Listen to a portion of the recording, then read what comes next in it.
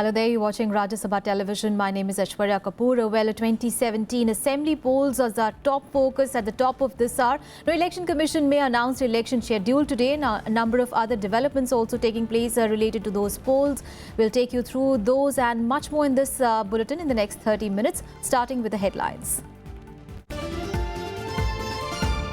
Opposition parties against government's move to advance budget session. 16 parties write to President and CEC, say move with influence voters ahead of assembly polls. Fresh roadblocks to GST rollout as states demand taxation rights for sales in high seas. Prospect of meeting the 1st of April deadline recedes. Justice Jagdish Singh assumes office as 44th Chief Justice of India. President administers oath of office, first from Sikh community at the top judicial post.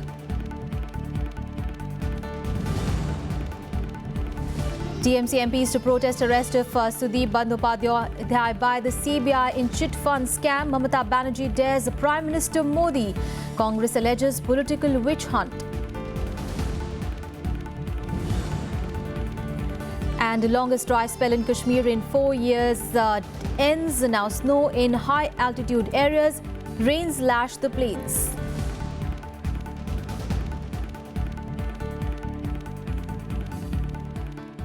Well, Justice Jagdish Singh has assumed office of Chief Justice of India. He was sworn in by President Pranab Mukherjee as the 44th Chief Justice of the country and will hold the post for 7 months. Now, Justice Kehar has headed a bench which had set aside the imposition of President's rule in Arunachal Pradesh last year. He also headed a bench which gave a significant verdict holding that the principle of equal pay for equal work has to be made applicable to those engaged as daily wagers as well as contract as well as casual employees. Now, Justice Kehar is currently the senior most judge of the Supreme Court and will be the first Chief Justice from the Sikh community.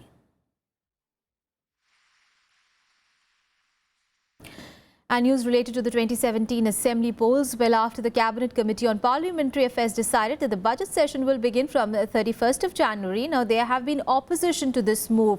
Now, according to a report in a leading English news daily, 16 opposition parties, including the Congress, have written to President Pranab Mukherjee and the Chief Election Commissioner saying that the move to advance the session is an attempt at influencing the Assembly elections in 5 states. Well, the opposition has questioned the centre's intent, saying that it could announce populist schemes in the middle of the campaign to influence voters.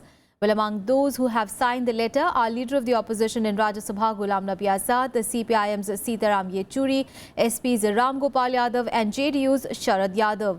Now, Congress Deputy Leader in the Rajya Sabha Anand Sharma has been quoted by the Daily as saying that the opposition was not even consulted before the cabinet arrived at such a decision. Meanwhile, the prospect of government's ambitious goods and services tax meeting its 1st of April deadline has now receded. Well, this after the 8th GST Council meeting could not arrive at a consensus on various issues, including the interstate GST law. Here are all the details. Day 1 of the 8th GST panel meeting could not even touch upon the contentious issue of control of assessors, which has been holding up rollout of goods and services tax regime till now. The issue is expected to be discussed today.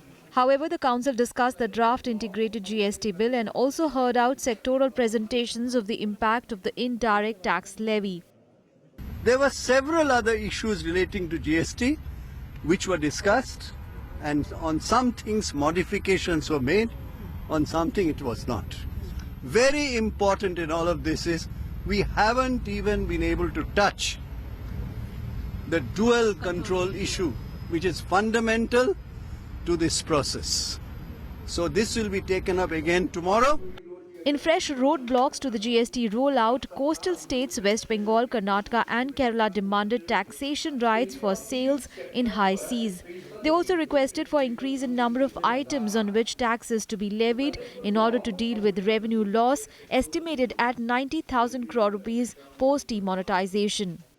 One issue that was discussed at length, in fact for nearly 2 hours, was with regard to how to deal with the territorial waters of India. The current practice is the states collect sale tax from the bunkering charges, sail on high seas and so on. But in the draft law, union was defined to include the territorial waters.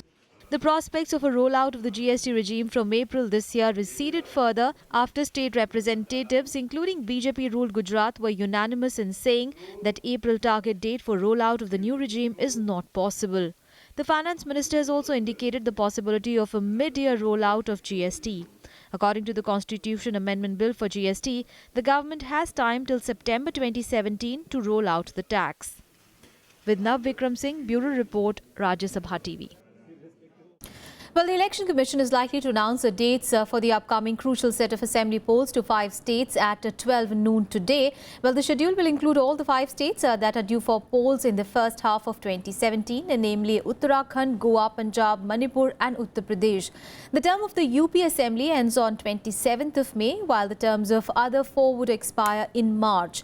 On Tuesday, the Election Commission held a meeting with the chief electoral officers of poll-bound states to fine-tune the arrangements. Well, the Commission reviewed the assessment of the law and order situation, deployment of polling personnel, safety, as well as electronic voting machines, as well as the implementation of the Model Code of Conduct.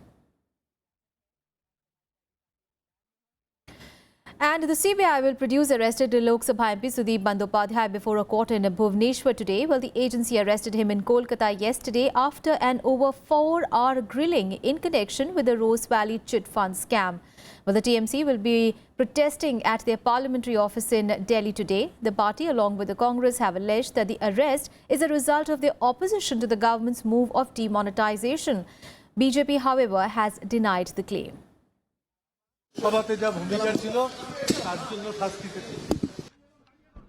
Sudip Bandyopadhyay, after arriving in Bhubaneswar following his arrest in connection with the alleged Rose Valley chit fund scam.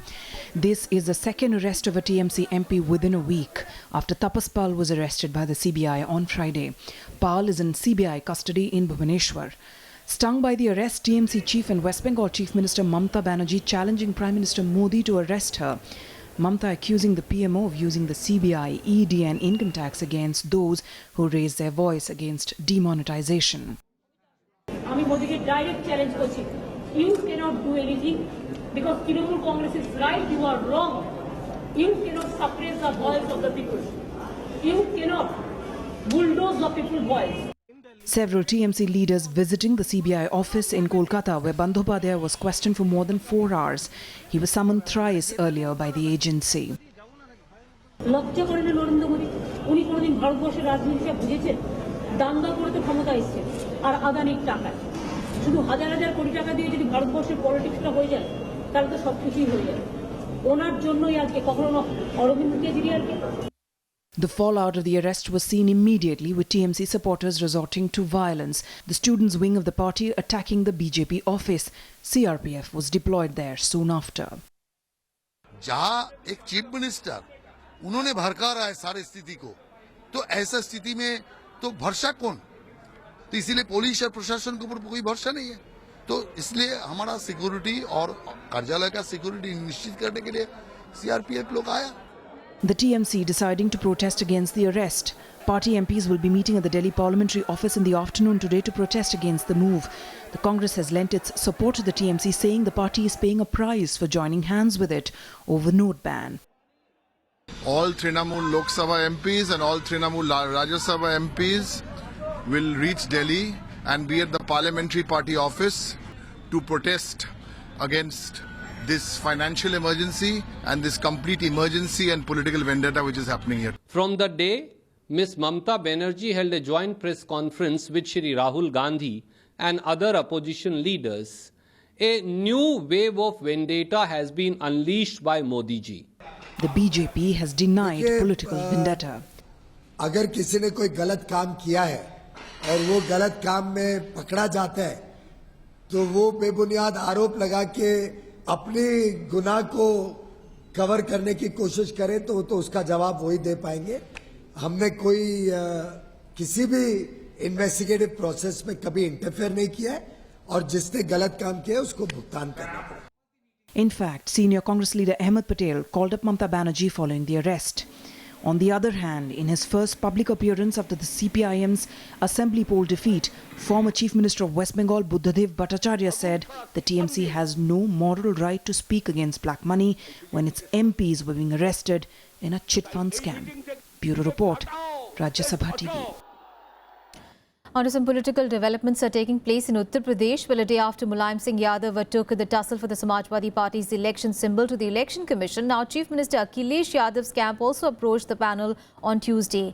Well, leaders loyal to Akhilesh, Ram Gopal Yadav, Naresh Agarwal and Kiranmoy Nanda told the Election Commission that the party was actually headed by him now and not its founder Mulayam Singh.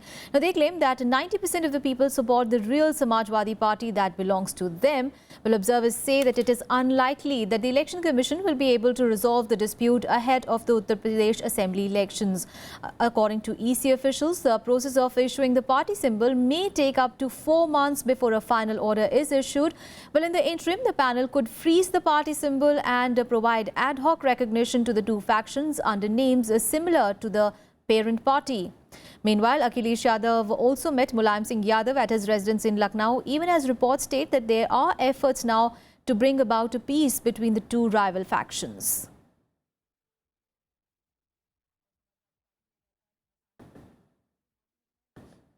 Samajwadi party के 90% MLA, MP, MLC और जनप्रतिनिधि Samajwadi party Akhilesh के साथ हैं। इसलिए अखिलेश यादव की जो नेतृत्व वाली पार्टी है वही समाजवादी पार्टी है। ये हमने मांग की है कि इसको माना जाए। And after Prime Minister Narendra Modi addressed a mega Parivartan rally in Lucknow, now BSP chief Mayawati launched a scathing attack on the BJP on Tuesday. She attacked the Prime Minister for the alleged poor implementation of note ban. The former Uttar Pradesh Chief Minister also claimed that the common man has been hit hard by the centre's inefficiency. The BJP, however, hit back, claiming that many BSP leaders will soon leave the party and join the BJP. A day after Prime Minister Narendra Modi targeted the BSP on the issue of corruption at a campaign rally, party chief Mayawati retaliated on Tuesday. She accused Modi of deceiving people by not disclosing facts and figures on black money. Calling the BJP's Monday rally in Lucknow a total flop, Mayawati claimed that people were ferried into buses to listen to Modi.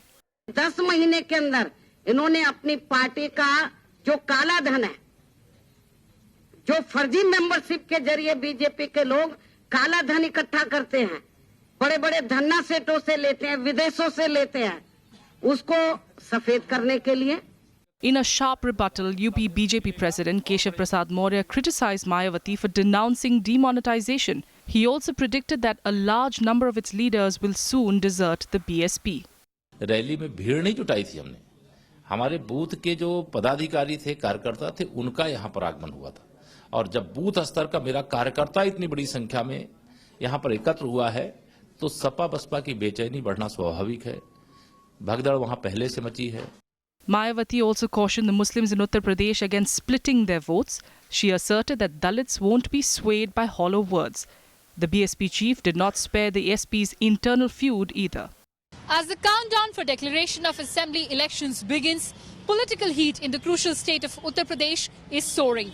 All the political parties are leaving no stone unturned to woo the voters. However, in the tug of war, parties shouldn't forget Supreme Court's ruling that outlaws seeking votes in the name of caste, religion and language. Reporting from Lucknow, with camera person Shiv Kumar, I'm Kruti Mishra for Rajya Sabha Television. On to some other news now. Well, post demonetization, the Reserve Bank of India has indicated that it will focus on normalizing the situation in rural India. Well, the central bank issued an order stating that sending currency notes to these areas need to be speeded up and that the quantum of notes must also be raised.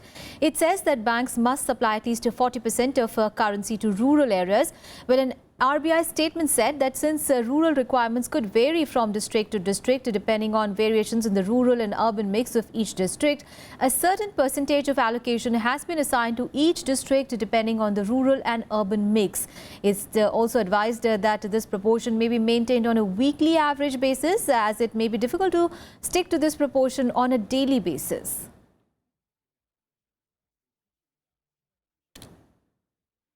Well, time for a very short break. We'll be back with lots more. Stay tuned.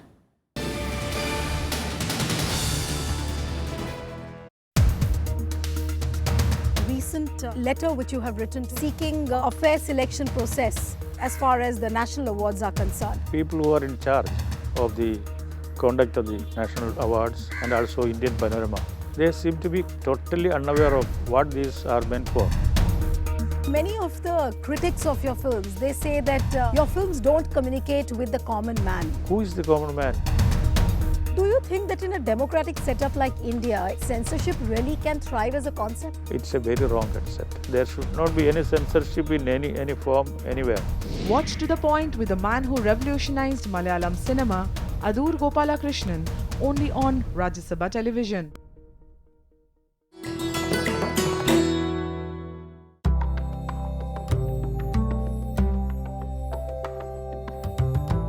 The art of painting comes to us from the prehistoric period.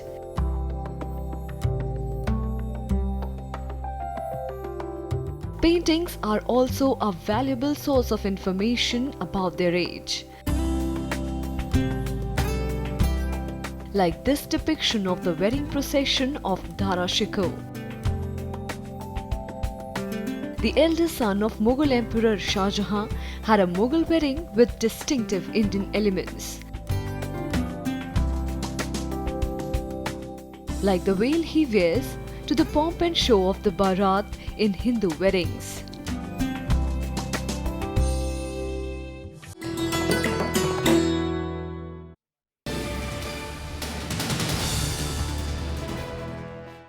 Welcome back after the break. Now, the 350th Prakash Parv on the birth anniversary of Guru Gobind Singh, the 10th Sikh Guru, is being celebrated in Patna this week. The security has been tightened ahead of the Prime Minister's visit on Thursday to participate in the celebrations here.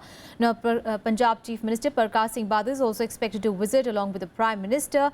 Earlier this week, Delhi Chief Minister Arvind Kejriwal had also attended the festivities. I'm here at Gandhi Maidan, Patna Sahib, the birthplace of Shri Guru Gobind Singh Ji. There's a huge crowd here, close to 5 lakh people from across India and also from abroad. And to accommodate the same, 3 mega tent cities have been erected. 10 special trains and 100 special buses have also been arranged to carry the devotees from Punjab to Patna and elsewhere. PM Narendra Modi will also be present tomorrow to grace the event. Captain Amrinder Singh was here yesterday to seek the blessings and met Nitish Kumar.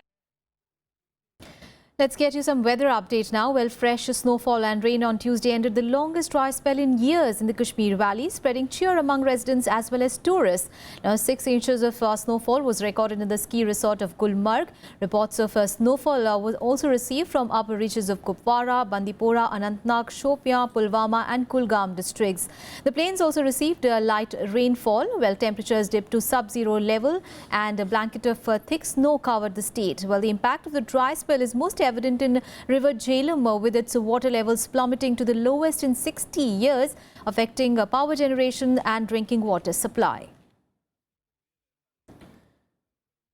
ये हमारे लिए खुशी की बात है कि आज सुबह से गुलमर्ग में बर्फबारी हो रही है और इस वक्त जो हमारे पास जो रिपोर्ट है 6 इंच की बर्फबारी हुई है वहाँ, और वहाँ इस वक्त जो सैलानी हैं वो भी खुश हैं। वो उनको पहली दफा ये इस साल के जो सैलानी उनको मौका मिला बर्फबारी देखने के लिए। अभी जब बर्फबारी हुआ आजकल तो हर जगह महल्ले महल्ले में जश्न है कि गुलमर्ग में बर्फबारी हुआ, हर कोई आ रहा है आज गुलमर्ग देखने के लिए ये बर्फ वगैरह। And on the other hand, cold weather and dense fog continues to drip different parts of North India, affecting road and rail traffic. Speaking about the national capital, dense fog shrouded the national capital, reducing visibility, which has led to delay of 9 international and 8 domestic flights to and from Delhi. Now, 67 trains to Delhi are also delayed. Now, clueless about the arrival of the trains, the passengers spent the night at the Delhi station amid teeth-chattering cold. Meanwhile, the cold wave intensified further in most parts of Uttar Pradesh as well, with icy winds bringing down the mercury on Tuesday. Now, Muzaffarnagar remains the coldest, recording 6.8 degrees Celsius. At some places, the sky was overcast, adding to the cold. The schools at many places have been closed till 5th of January, and the district administration will take a call thereafter, depending on the weather conditions. Meanwhile, in Himachal Pradesh, the minimum temperatures stayed between -8 degree to -15 degrees Celsius on Tuesday in high altitude areas, while in a few areas mercury dropped to -5.6 degrees Celsius. Water pipes froze as well as burst at many places in higher hills, while thick fog engulfed the towns along the river banks in the morning hours, disrupting the vehicular traffic. Now, the Met Department has predicted snow or rains in mid and higher hills over the next 6 days, as well as rains and thunder showers in lower hills. And what all will be making news through the day? Let's take a look in the day ahead. AIADMK General Secretary V.K. Sasikala will meet party cadres today as the demands to take over the chief ministership are growing louder. She will also hold district-wise a meeting of office bearers from today till 9th of January. Now, this is seen as an obvious support-building exercise to take over state government's reins. Sasikala will meet her party's general council members, MPs and MLAs as well as secretaries of various wings belonging to every district of the state. The DMK's General Council meeting will be held today at the party headquarters in Chennai. Now, DMK President M. Karunanidhi will chair the meeting, which is expected to take a decision on promoting DMK Treasurer M.K. Stalin as the working president of the party.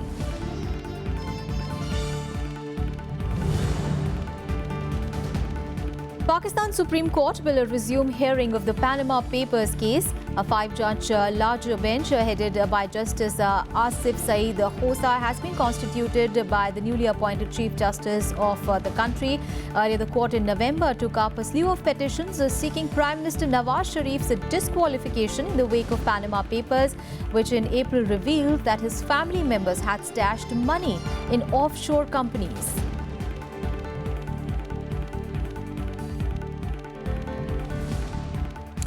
All right, time for some international news. Republican Representative Paul Ryan of Wisconsin was officially re-elected as the Speaker of the U.S. House of Representatives on Tuesday. Now, Ryan overwhelmingly won the vote for the Speaker of the House of the 115th Congress for a second term, following a vote in the chamber. Now, 239 Republicans voted for him and only one member defected. Well, the procedure was just a formality after Ryan's name was given a go-ahead during the Republican conference in the month of November last year. On the Democratic side, Nancy Pelosi was re-elected as the minority leader. Well, after being sworn in, Paul Ryan told the House of Republicans that this was a one-in-a-lifetime opportunity. And to the majority, especially to our returning members, I want to say this. This is a once-in-a-lifetime opportunity. The people have given us unified government. And it wasn't because they were feeling generous. It was because they want results.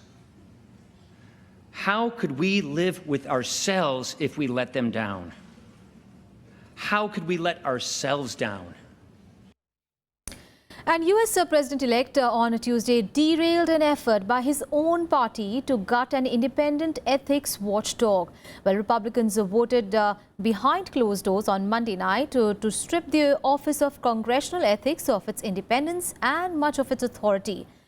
And this change was set to be passed on Tuesday following the swearing-in of the new Republican Congress before Donald Trump took to Twitter to share his disapproval. Well, less than 2 hours after Trump's message, Republicans huddled in an emergency conference and eventually decided to leave the ethics board intact. Now, the U.S. Ethics Committee was set up in 2008 following a slew of scandals that resulted in several house makers being jailed. And the Pentagon has said that the Indo-US defense ties are on an excellent path and will continue to remain so in the next administration and beyond.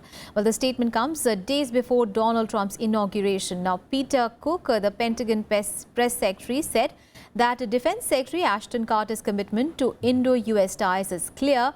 The defense relationship with India is on an excellent path and it will continue to be so in the next administration and beyond, unquote. It is noteworthy that 2016 was a banner year in the Indo-US bilateral relationship. Now, India and United States made significant gains in defense, trade, energy, health, science and innovation. The US also designated India as a major defense partner and played an instrumental role in India becoming a member of the prestigious MTCR, or the Missile Technology Control Regime. Defense trade also grew to over $15 billion, especially with the conclusion of a long-awaited howitzer deal.